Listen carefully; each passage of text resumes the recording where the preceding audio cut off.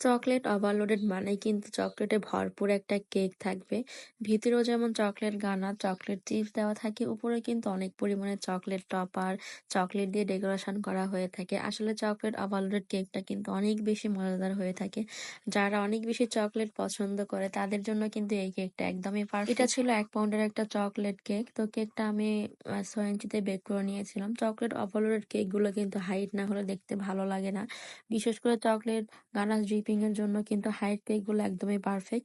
তো এখানে আমি কেকটা ভালোভাবে ক্রাম পুডিং করে নিয়েছিলাম। আর এই চকলেট ক্রিমটাও কিন্তু আমি অন্যরকম ভাবে বানিয়ে নিয়েছিলাম। অনেক পরিমাণে চকলেট গানাশ দিয়ে কিন্তু তারপর আমি ক্রিমটা করেছি। তো ক্রাম পুডিং করে নিয়ে ভালোভাবে ফিনিশিং করতেছি। তো এই কেকটা আমার ইমার্জেন্সি অর্ডার ছিল, সাথে আরেকটা ভ্যানিলা কেকের অর্ডার ছিল। ওই ভ্যানিলা কেকটা ছিল 1.5 পাউন্ডের আর চকলেটটা 1 পাউন্ডের।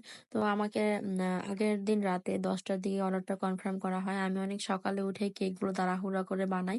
সেদিন আমার সাথে আরো কিছু কেকের অর্ডার ছিল। তো শুক্রবারে, আর বিশেষ করে শুক্রবারে কিন্তু কেক নিয়ে কাজ করা অনেক বেশি কষ্টকর, বাসায় রান্না বাড়া। তো সবকিছু অনেক বেশি টাফ হয়ে যায়। এজন্য আমি শুক্রবারের অর্ডার থাকলে আমি আগের রাতেই সবকিছু বানিয়ে রাখি।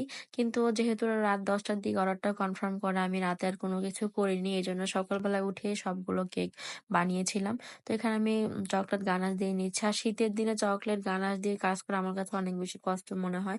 তো একদমই সাথে সাথে জমাট বেঁধে যায়। তো হালকা গরম করে নিলেও কেন জানি সাথে সাথে জমাট বেঁধে যায়।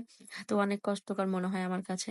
তো এখানে ভালো মতো দিয়ে নিচ্ছি। উপর অনেক পরিমাণে চকলেট গানাশ দিয়ে নিয়েছি। ভিতরেও কিন্তু অনেক পরিমাণে চকলেট চিপ, চকলেট গানাশ দিয়েছি। সুগার সিরাপের বদলে কিন্তু আমি চকলেট ওভারলোডেড কেকে কিন্তু আম চকলেট যে পাতলা করে একটা চকলেট গানাশ করে নিই, সেটা আমি সুগার সিরাপ হিসেবে ইউজ করে থাকি। এটা অনেক বেশি ভালো লাগে আমার কাছে।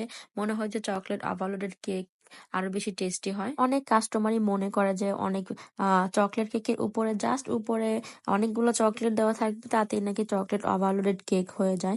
আর অনেকে আছে চকলেট কেক পছন্দ করে কিন্তু অতিরিক্ত পরিমাণে কিন্তু চকলেট পছন্দ করে না। তারা আসলে বুঝতে চায় না যে চকলেট ওভারলোডেড কেক মানে ভিতরেও যেটা থাকবে, উপরেও কিন্তু সেম পরিমাণে চকলেট থাকবে। কিন্তু আপনারা চকলেট কেকটাই এরকম টাইপের ডেকোরেশন করে নিতে পারেন, কিন্তু এটা চকলেট ওভারলোডেড কেক ছিল। আম, এই জন্য আমি ভিতরেও যেরকম চকলেট দিয়েছিলাম, উপরে অনেক পরিমাণে চকলেট টপার গুলো দিয়ে নিয়েছিলাম। আপনারা যদি নিতে পারেন এই ডিজাইনটা, জাস্ট চকলেট কেকের উপরে কিন্তু এই ডিজাইনটা নিতে পারেন। আর অনেকেই না কেক অর্ডার করে আসলে বুঝতে পারে না যে চকলেট যেটা আমরা ডার্ক চকলেট দিয়ে করি সেটা কিন্তু একটু হলেও তেতা লাগে। তো অনেকে আছে চকলেট কেক পছন্দ করে, কিন্তু তাদের জন্য অতিরিক্ত চকলেট যেহেতু তারা পছন্দ করে না, তাদের জন্য আসলে মিল্ক চকলেট দিয়ে করলে আসলে তাদের টেস্ট অনেক বেশি ভালো লাগবে। আর এটা আমাকে আপু রেফারেন্স পিকচার পাঠিয়েছিল, আপু বলেছিল ওরকম করে দেওয়ার জন্য। তো একদম সেম টু সেম হয়নি, কিন্তু এটাও দেখতে খারাপ হয়নি। তো এখানে আমি ডাস্ট কালার দিয়ে তারপর সুন্দর একটা ডিজাইন করে নিচ্ছি। তো যেহেতু তাড়াহুড়া করেছিলাম, আমি চকলেট গানাশ কেকের উপরে দিয়ে ভালোভাবে ফ্রিজিং করে নেই নাই, এই কারণেই হচ্ছে ভালো মতো দেওয়া যাচ্ছে না। তারপর যতটুকু পেরেছি অতটুকুই দিয়েছি আমি। তো এই তো আমার কেকটা অলরেডি কমপ্লিট। তো এখানে আমি চকলেট লেটার দিয়ে হচ্ছে, লেটার যে টপার গুলো আছে সেটা দিয়ে আমি নিচে নাম লিখে নিব। তো আপু বলেছিল এটা দিয়ে লেখার জন্য, যেহেতু চকলেট ওভারলোডেড কেক ছিল। তো আপুকে বলেছিলাম আপু এটা আসলে অনেক বেশি প্যারার মনে হয়।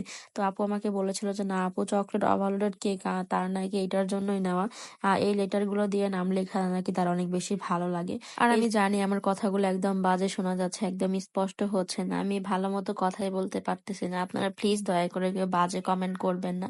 তো এখানে আমি লেটার দিয়ে নামগুলো লিখে নিচ্ছি। আমার কেকের ডিজাইনটা অলরেডি কমপ্লিট। তো কেকের ডিজাইনটা কেমন হয়েছে অবশ্যই কিন্তু কমেন্ট করে জানাবেন। আপনারা যারা চকলেট ওভারলোডেড কেক নিতে চান অবশ্যই কিন্তু রাহাস কেক গ্যালারিতে মেসেজ দিবেন। আল্লাহ হাফেজ।